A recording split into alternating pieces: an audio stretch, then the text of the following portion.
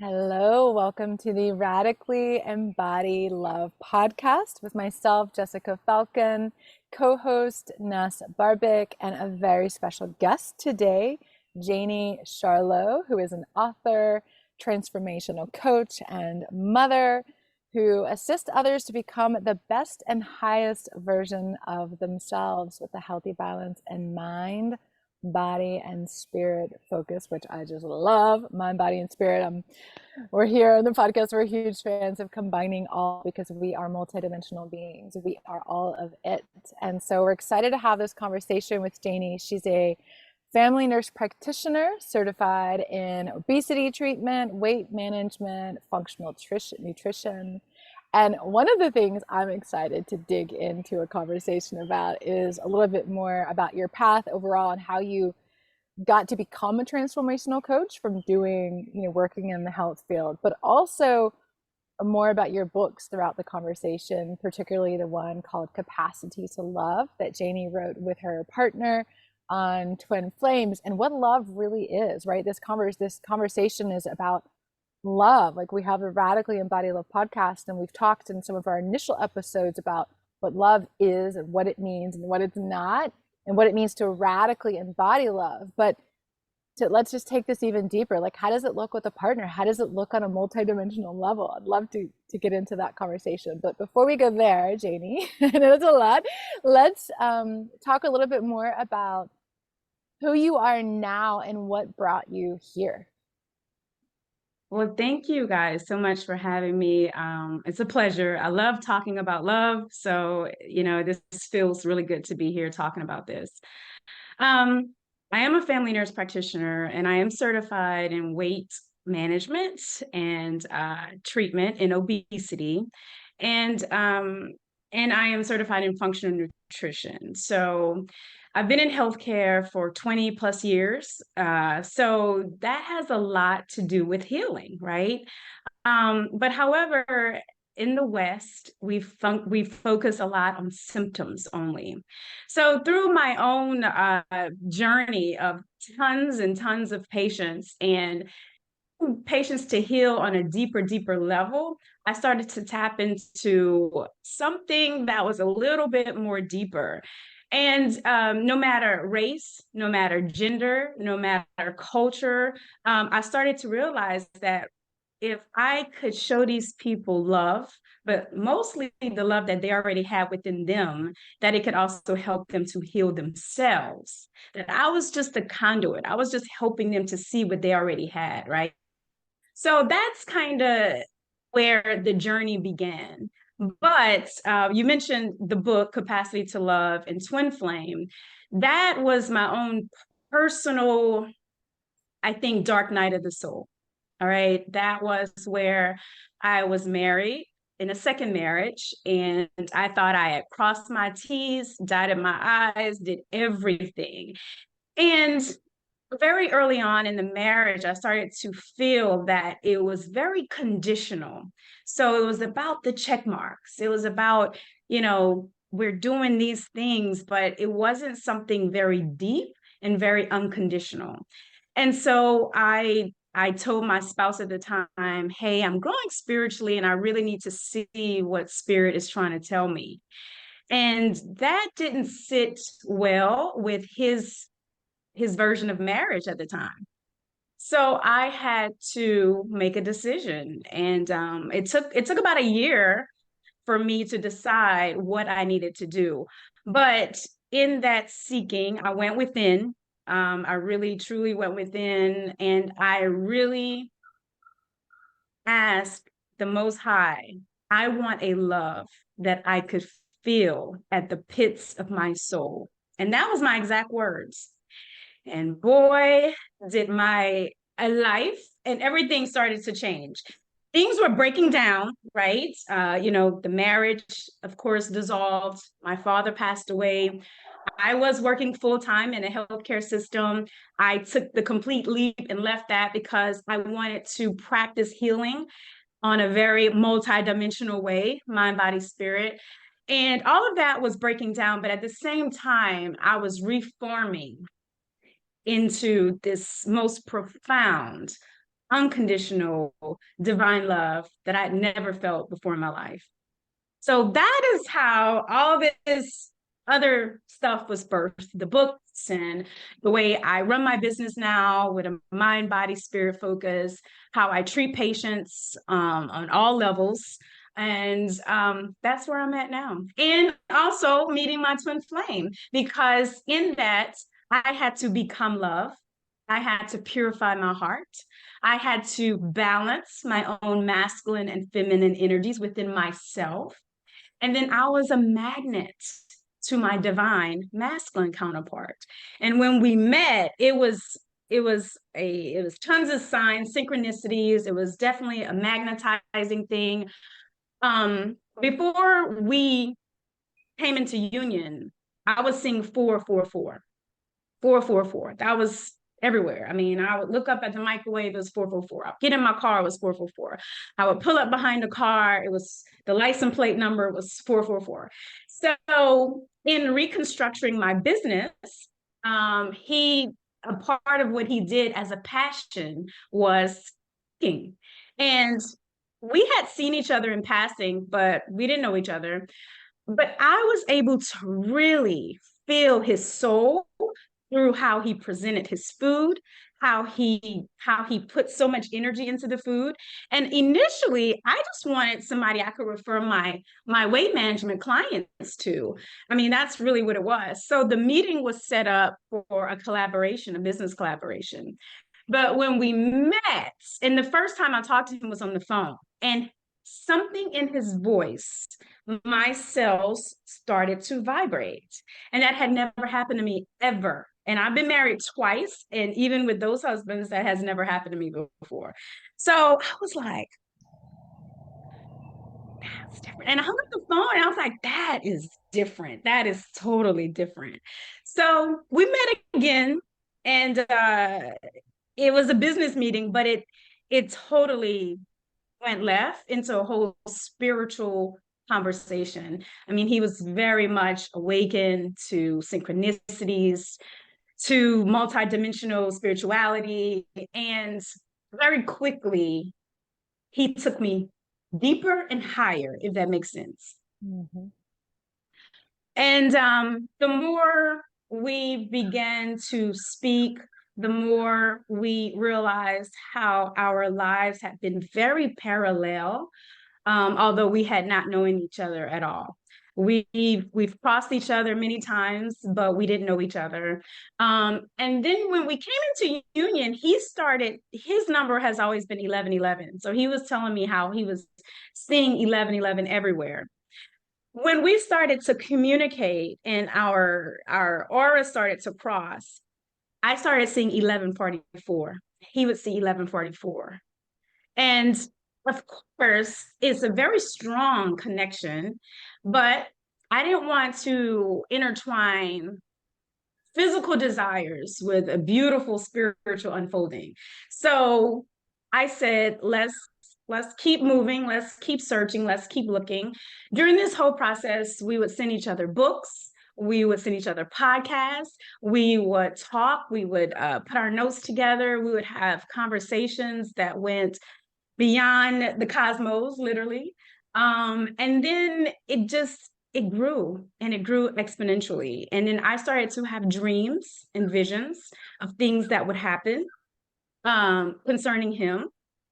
Specifically, I remember, that he would be speaking in front of a large group of men. But one of the things I saw in the vision was a Y symbol.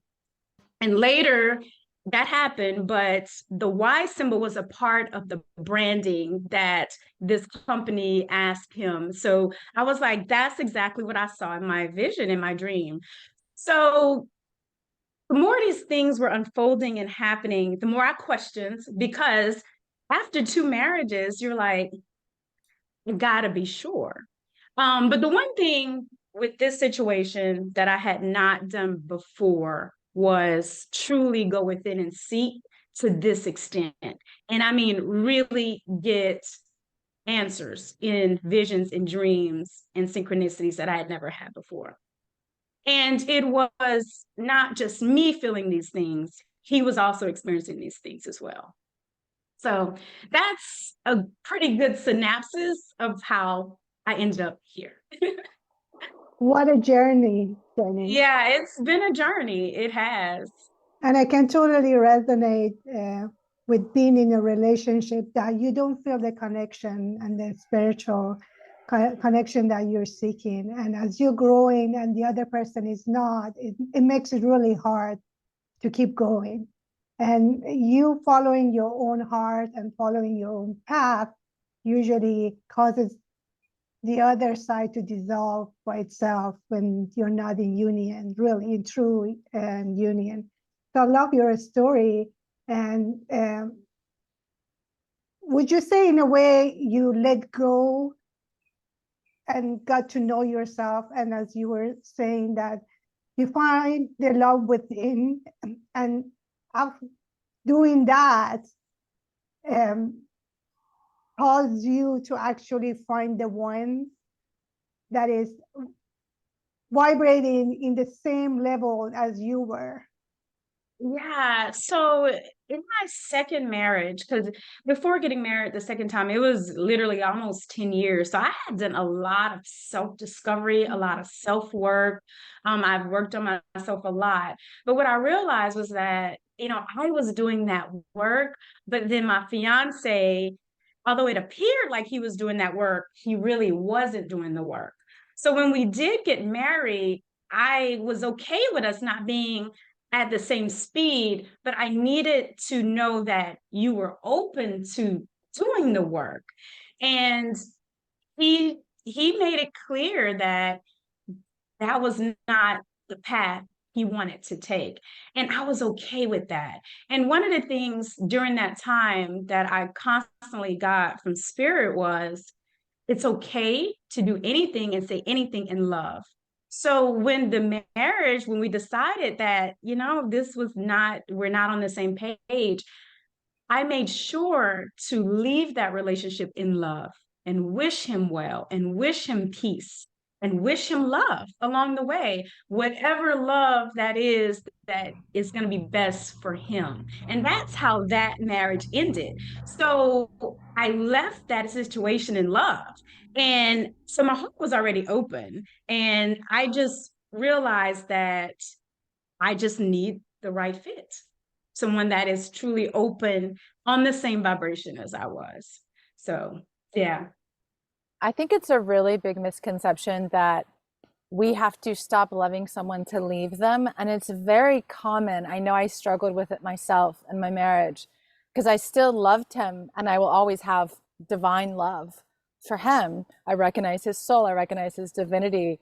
I'm so grateful for all that I learned from the relationship as I hear you saying the same things. And I left not because I stopped loving him, but because I began to truly love myself enough to say I am worthy of experiencing what I truly desire in a relationship and what I am worthy of experiencing, period. And it's not here because he hasn't done the work. He hasn't developed the capacity.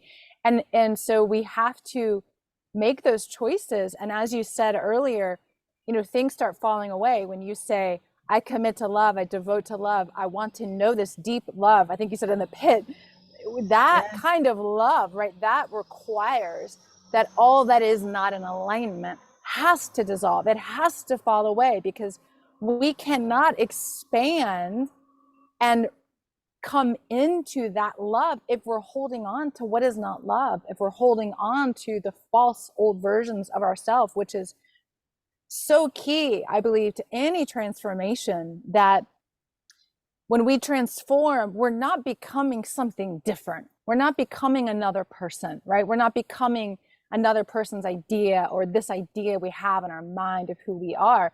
We are mostly transforming by releasing all we're not, releasing the layers, releasing the identities, releasing the beliefs. And then the more we release, the more we release, the more we release, the more we come back into who we truly are. Right on. That's exactly it. And I was there. I was surrendered to love, and I was ready for a very deep, soulful love that was not based on conditions, not if, I lost my job, or, if I put on 10 pounds, or, if I don't have makeup on. I just didn't want that. I've been through that, didn't want that. And I was ready. I was ready for that. And yes, I had to release everything that was no longer serving me. And that relationship was a great relationship. I learned a lot from it. I told him that. I think that we came as far as we could. And I hope that he learned some things from me. And I wished him love. And that was it. And it opened the door for me to magnetize my true love. Yeah. So, Jenny, tell us a little bit more about your book and what do you mean by twin flame? So it's called Capacity to Love, an Awakening to Unconditional Love. And Jessica kind of hit on it. It is about capacity. And sometimes your capacity to love does not match the other person's capacity, and that is okay. But just because I have an ocean of capacity and you have a teacup does not mean that I should not get what I need. I need that ocean, and you may need that teacup because my ocean may drown you. So it is about building the capacity. And the book goes into through life, although things may appear to be testing us and to be awful at the moment, but all of this is building our capacity to love. So the divorce, maybe the childhood molestation or rape, or maybe, the difficult child, or whatever it is you're experiencing, maybe whatever it is, all of these things, these experiences, is to build our capacity to love. But what we often do is we see the lack in ourselves and we miss out on that catalyst to build our capacity to love. So that's capacity. I go into what is love on a very energetic and vibrational definition, right? About there's many emotions that we experience, because emotions is just energy in motion.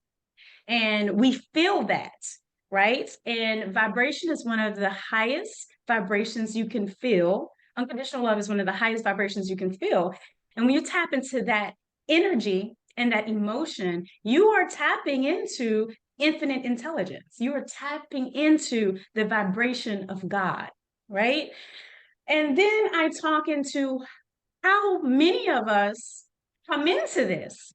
Everyone has a different catalyst. For me, it was meeting another soul, a soul that was so recognizable to me. Like I said, from the tone of his voice, my cells started to vibrate. In his presence, I could feel our energies pulling towards each other. And then when we left, I felt a decrease in energy. So a catalyst, right, was meeting of another soul. Twin flame journey is not everyone's journey. If it's a part of your spiritual blueprint, then you will know, right? At the end of the day, we're all here to come into our own unconditional divine love that is for self, that is a part of the Most High, right? The twin flame is just a way for both souls to constantly mirror and keep growing that unconditional love for each other and for themselves, most importantly. So it's a spiritual blueprint. It's not everybody's journey, but if it is your journey, you will know. You will definitely know, because it's a deep soul knowing. I love that. The capacity to love, when you talked about the ocean versus the teacup, I have this ocean of love and this ocean of capacity, but it will drown the other who only has the teacup. And to recognize that is not judgment, it is truth. It is being discerning about, this isn't a match for either person, to be true to who they are and to come into union. And so, because so often I think a lot of people get wrapped up in, oh, this is, you know, my soul twin flame or my soulmate. I couldn't think of the word soulmate. And then they forget that that we have many soulmates, I believe. A twin flame is different, which I'd love to hear a little bit more about your particular definition of that difference. But when we have a soulmate, for example, I hear a lot of people say, oh, but he's my soulmate. So they go through all this depth and darkness, and they keep telling themselves, I did the same thing. Oh, but it's my soulmate. So it's okay if I'm sacrificing. It's okay if I'm hurting. It's okay if I'm drowning in despair, because, oh, it's my soulmate, right? And we forget what you said, which is so critical to remember in the context of relationships. It is also to build love for oneself. It is not at the expense of the self. And that is the key difference that I think really highlights what is true love and what is not. That's so true. I believe we have a lot of soulmates. I believe soulmates and twin flames are a little bit different. Soulmates are they come here because you guys have similar lessons to learn, right? And I think past relationships, I was able to learn those lessons and move on. That's why you see a lot of people who are married 20 years and then divorced, because it was a lesson that both of them needed to learn at the time. That lesson was served, and they go on to the next lesson. The difference now, and again, that's a lesson that both people have to learn. The difference that I have found with twin flame is that you both are actually have a major purpose in helping to awaken humanity to unconditional love, because you have awakened that within yourself. And you have balanced the polarities individually and collectively. And now you anchor down that into the relationship, and you embody that, and you keep that energy in the earth as a conduit. So one is soulmates is to help us grow and build that capacity. And it could be our mother, it could be our father, it could be our child, it could be a friend, tons of them. Everybody, I think, all relationships is about mirroring, right? But the twin flame is quite different, because you guys are here on a service to humanity. So it's more like a calling. Definitely, for sure. I was definitely called and initiated, and I didn't know what the heck was happening, but I trusted. I kept going within. I kept asking for answers and clues. And it was literally an unfolding and a trusting and a constant surrendering, and knowing that all is well and that you're on the right track.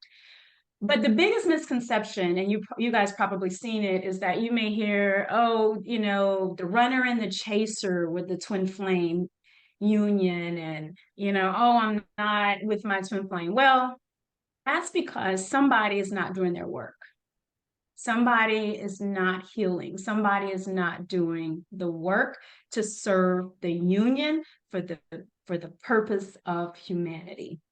And that's the bottom line. So in the beginning, Russell, who is my twin flame, co-author of the book, we had some mirroring, but it was very recognizable. We both saw it. We worked in ourselves to clear it, to heal it, and to better serve the union so that we could keep on the mission. And it's been a beautiful, beautiful journey. I have never, other than the unconditional divine love for myself and in my heart that is bestowed on me every single day from the divine, this other earthly relationship with a divine masculine is by far the most amazing love experience I've ever had in my entire life. I'd love to, it's so beautiful to hear your story, by the way.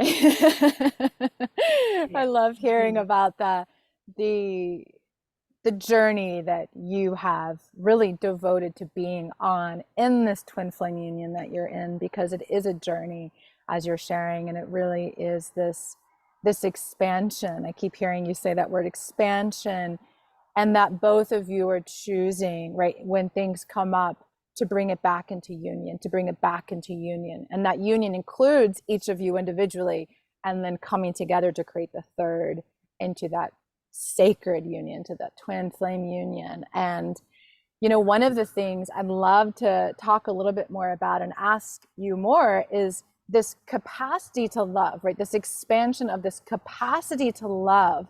Because one of the things I notice is that, you know, many years ago, I would be like, oh, wow, they have such a big heart, but they would have so many beliefs that kept their heart closed, or they would have so much armoring, right? And as we expand into and embody love and come into our true divine power and our sovereignty, all that sheds away. How do you look at that? Because I know how I look at that, right? Is like certain shedding of the belief, shedding of the armoring, shedding of all the false identities. But how would you describe or counsel people to expand their capacity to love so they can experience that both within themselves and with another? Yeah, so that's tough because you have to be willing. I mean, if someone off the top is closed, I cannot force my will on that person, because then that takes me out of unconditional love. So I drop a seed, and I hope that that seed flourish and grow, and then they may come back for another seed, right? So we can't force that upon anyone. However, I will say that you are literally restricting yourself in so many ways by holding on to beliefs. Every day I try to create a clean slate every single day. And even at the end of the day in my shower, because my shower is my cleansing, I use my imagination all the time. So when I'm showering, I'm cleansing energy off of me. I'm cleansing the day. I'm cleansing my thoughts. I'm giving back energy that I might have taken. You know, I'm pulling back energy to myself. We have to remain open. We have to. I like to say, be open to everything and attached to nothing. That's pretty much my motto, and I live by that. And I'm challenged. I'm challenged all the time. We see things, we look on social media, you know, we see people saying terrible things, and I'm challenged every day. But I keep coming back here, and I only do what I could do. I have a small part, a small mission, although it seems like a big mission, but it's a small part because we all play a part. So I don't put on the need to save the world. I do my small part and I do it well. And that's it. And I allow everybody else to grow and to evolve in the time. When people are ready for that next seed, they will come. Like they say, the teacher will appear when the student is ready. Yeah, I love that. And I believe that it's not that we can force anybody unless they're ready and they're open. And then basically it's a waste of time trying to make somebody wanting something different if they're not ready. So that's absolutely, I agree. And as you were saying, I was thinking, yeah, I think the best thing we can do is just our own self becoming the best version of ourselves and show up that way, which will encourage others. I know I've seen this many times, that want the same thing as you have, because they see the joy in you, they see the peace in you, and they become curious. And that's when they can be open to receive.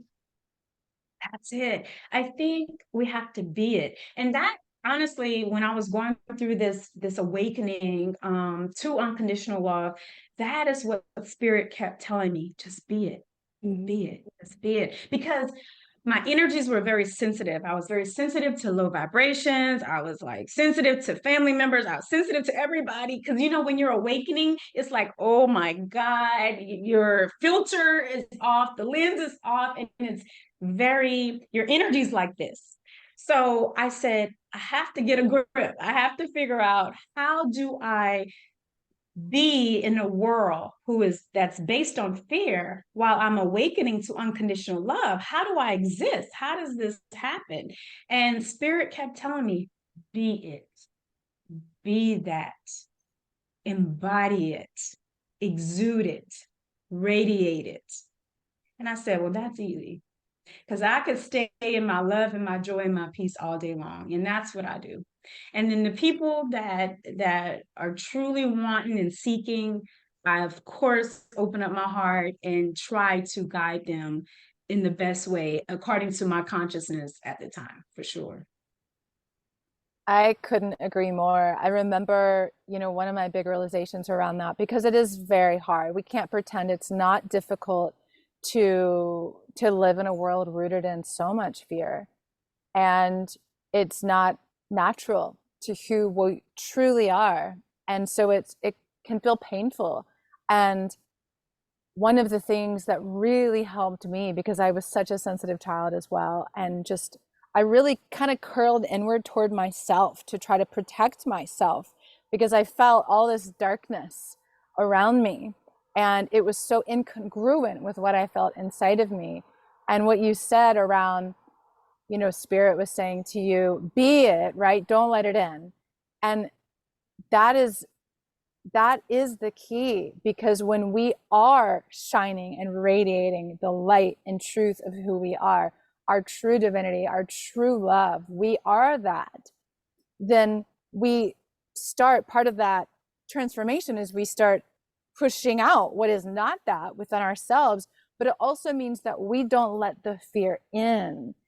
And it's almost like keeping the eyes in to your truth, to your light, to your soul, to your divine connection, and not looking to the world for that truth, but emanating out who you be rather than taking in. And for me, I hear you saying that was the big shift. And for me, it was similar. And I'm just reiterating this for the listeners, that this really is so important to radiate out who you are and not take in, because your truth lives inside of you. The divine is inside of you. Love is inside of you. It is who and what you are. And to keep your awareness and attention and focus on that is your power.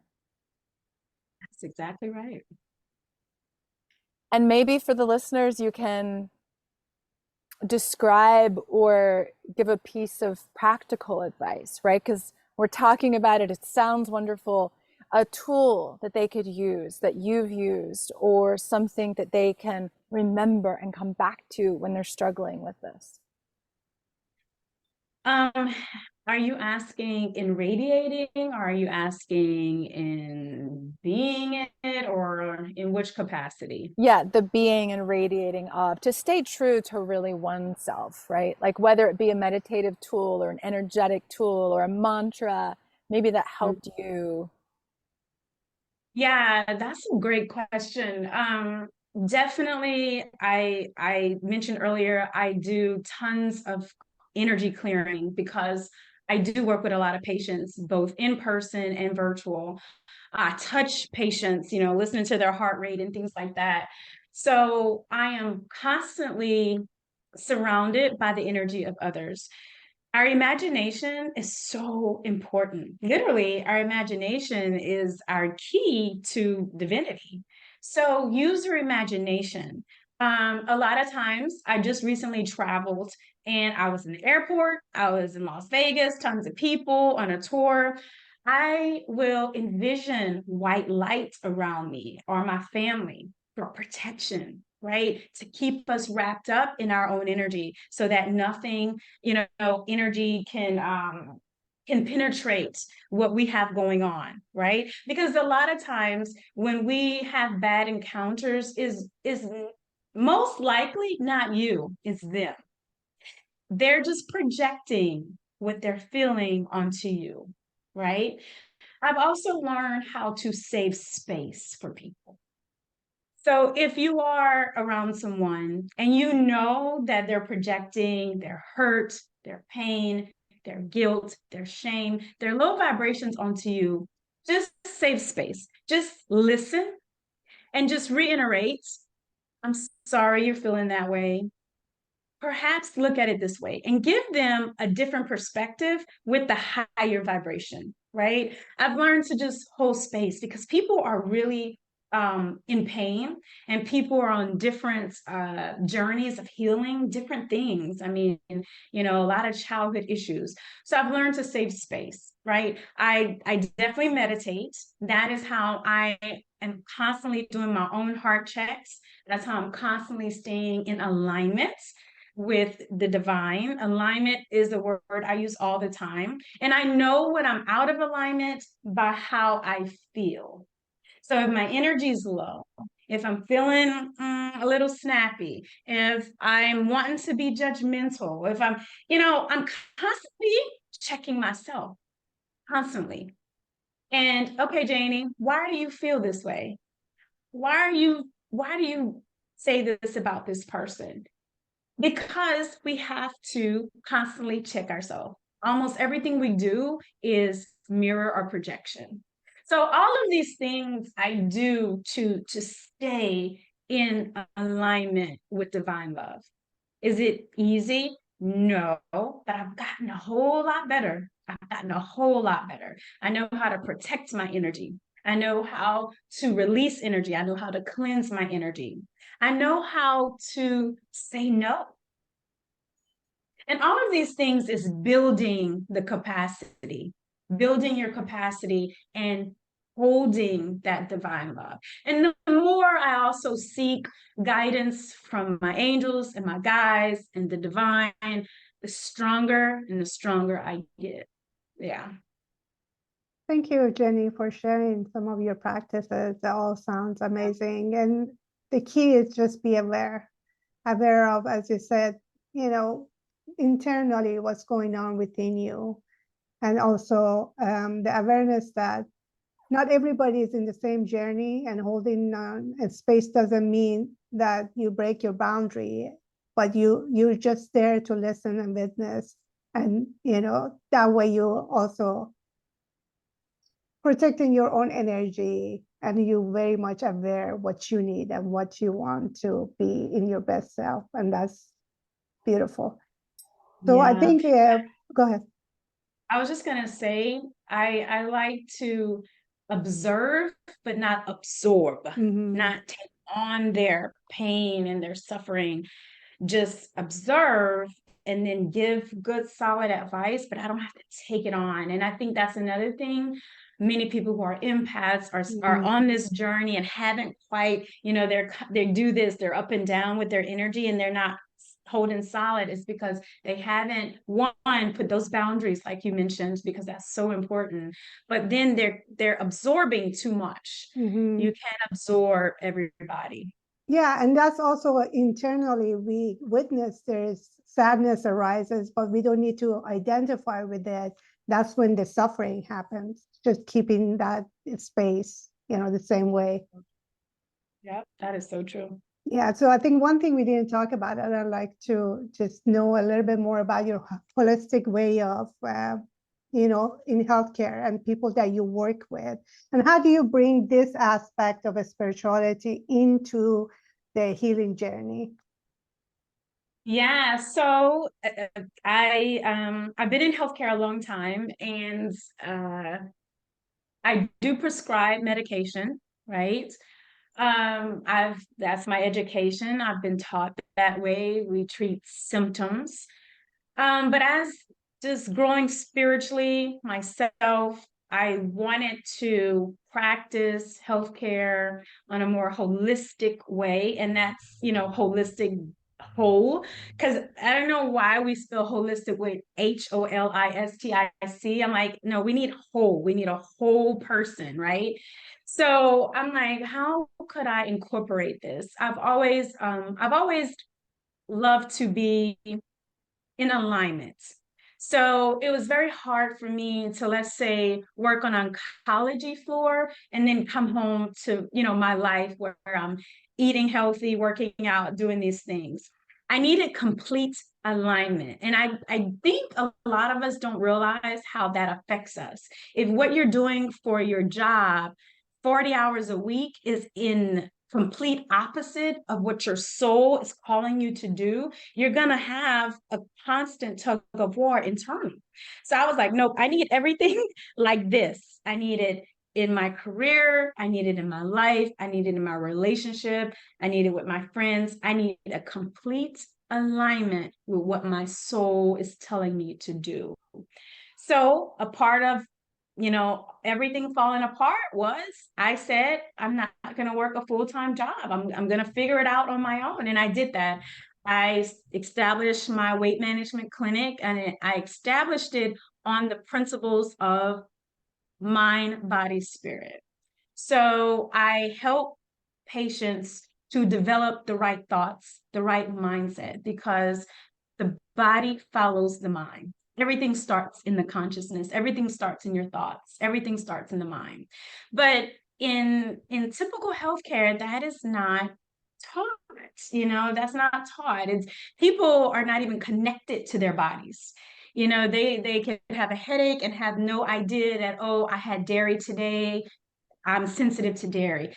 People are disconnected. So my aim is to help connect all of that together, mind, body, spirit, so that you can have complete wellness and wholeness, and not just, my head hurt, that's something different. I have nerve issues, that's something different. My heart, something different. No, like we're multidimensional, but every single cell in your body is contributing to the whole, right? So if my lungs are not functioning, my heart won't function right. My kidneys, my liver, everything has a job, but it is to contribute to the whole body.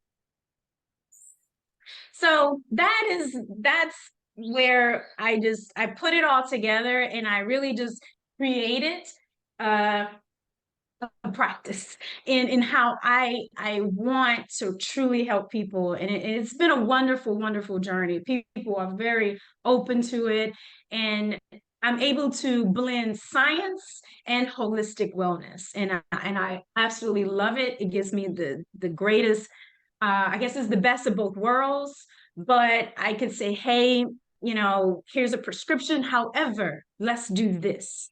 Let's try this. They'll take that prescription, but then that didn't work. And then they end up wanting to do the long way, because that's another thing. We're in a world where people want quick fixes. They want to be healed right away. I tell people sleep is a part of healing. You can't heal if you don't rest. So it's been a beautiful journey, but that's how I have blended it all together. And it's beautiful because the soul often will create health challenges to get the attention, or to offer the opportunity to heal a deep soul wound that might exist in that part of the body. And so I love that you've created this ability for people to really look at the deeper levels of what's happening in their body. And as you said at the beginning, to bring love into that, because love is that healing force, to bring that awareness, to bring that love into the healing journey, so that they're not just healing on the physical level, but they're also healing the body and the soul simultaneously, because they are truly interconnected. And I'd love to know, for the sake of time, how our listeners can reach you, where they can find you, where they can read this fabulous book, The Capacity to Love. Yeah, so my website is nphired.com. So that's nursepractitionerhired.com. You could go there and have access to books and everything else. I'm on Instagram at nurse practitioner _hire. Send me a DM, any questions. I love connecting. I love meeting people. I love, especially on a level that is truly meaningful and from the heart. I love learning from people as well. We never stop learning. I'm learning every day. You could also get the book on Amazon. All of the books are there. Capacity to Love. I have 7 Steps to Mastering Emotions. That was also a download from Spirit, because mastering our emotions is the first step into self-mastery. It is literally the first step. And in order to open up that heart, you have to master your emotions. And then I have a cookbook. It's a Healthier You cookbook, and I have tons of recipes, and it gives you all of the health benefits of the meals and how it could just really because food is energy. Food is alive. Food is feeding us. Food is consciousness. It's knowledge. It gives us information. So it's so important that we're putting in good, nutritious food that's going to help awaken our DNA and raise our vibrations. So, but yeah, any of those places, you guys could reach out to me at any time. Thank you, Jenny. Love it all. And I personally want to thank you for doing what you're doing, and you're serving in a great way, the health and all the things that you do holistically is beautiful. We definitely will put all those information in our show notes so they can have access to all of this. Jessica, would you like to add anything else? And Jenny, for the, anything else that we missed and you'd like to share before we say goodbye? But, I leave everyone with this tidbit that you're never in lack. You already have everything that you need inside. So what you may see any of us here doing, Nas or Jessica or myself doing, may seem like, wow, that's amazing. But we need everyone out here doing their part, right? We need everyone to awaken and to figure out what their part is in this awakening, because we're all not serving the same purpose. I'm here bridging in holistic and science. Jessica is doing her thing, and Nas, you have a purpose too, and it's already inside of you, and you're never in lack. And I think it's so important that we operate from that. And I leave everyone with that. You already have whatever you need inside, for sure. Such a beautiful way to end this potent conversation. It's been such a pleasure to have you, Janie, and to have this conversation around all things love and twin flames and holistic healing and health. And please check out Janie's website, get her Instagram, say hello, check out her books. It's been an honor to have you, and all the links are going to be below in the show notes. So thank you to all for being here, for listening, and take Janie's advice and really sit with what is it that your soul wants you to bring forth? What is your unique gift? And know that you have the resources and tools to live that truth. So much love. Thank you, everyone.